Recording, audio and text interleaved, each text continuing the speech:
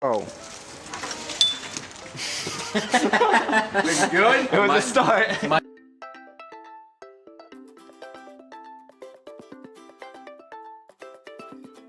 Last night in our testing, we found out that when we use our backline bar, it needs to be hooked further back so we can get a better lever arm. So, in order to climb, we have taken basically 2 gearbox motors for drivetrains, and we've stuck them in parallel with each other, and then mounted them on a single bar right here.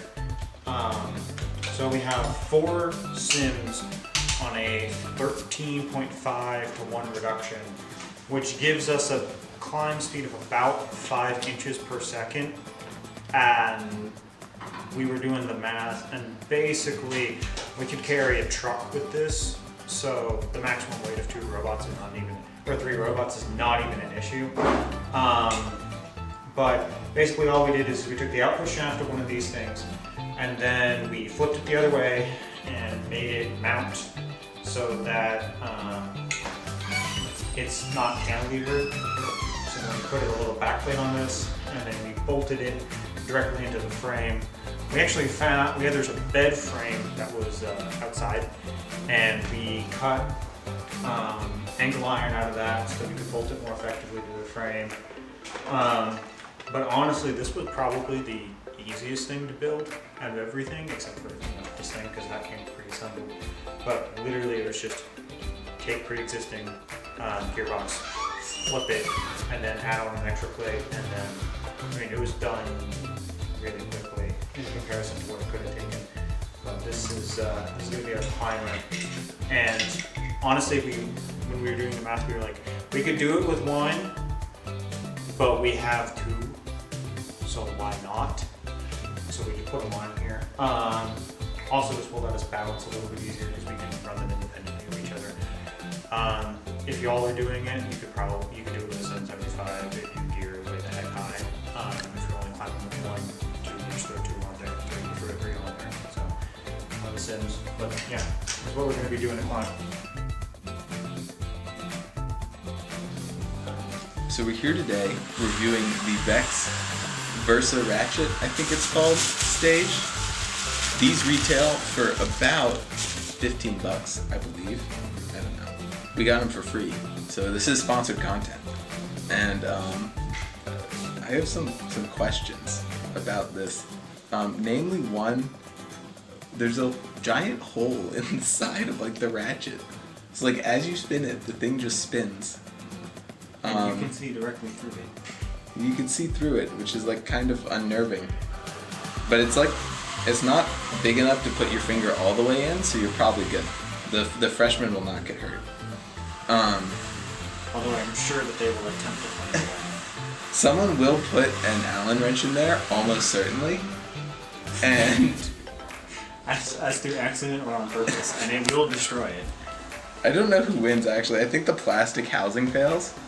No, I think that the gear just immediately shears out of it. I don't know, man. Deal. Anyway, pros. It's got this great button to release the ratchet, and because of the little eyelet hook, could put a string on it, could put it on a pneumatic. It's kind of an interesting design angle. Cons. Plastic casing. Kind of difficult to assemble. Instructions have to be gotten online, which is not uncommon, not going to hold that against them. Giant hole, little unnerving still. We didn't have any of the screws to make a 3-stage Versa gearbox, and in fact, from what I remember, at least a couple of years ago, they didn't sell those because that was like a surefire way to not have gears in your gearbox and just have like metal shavings that used to be gears.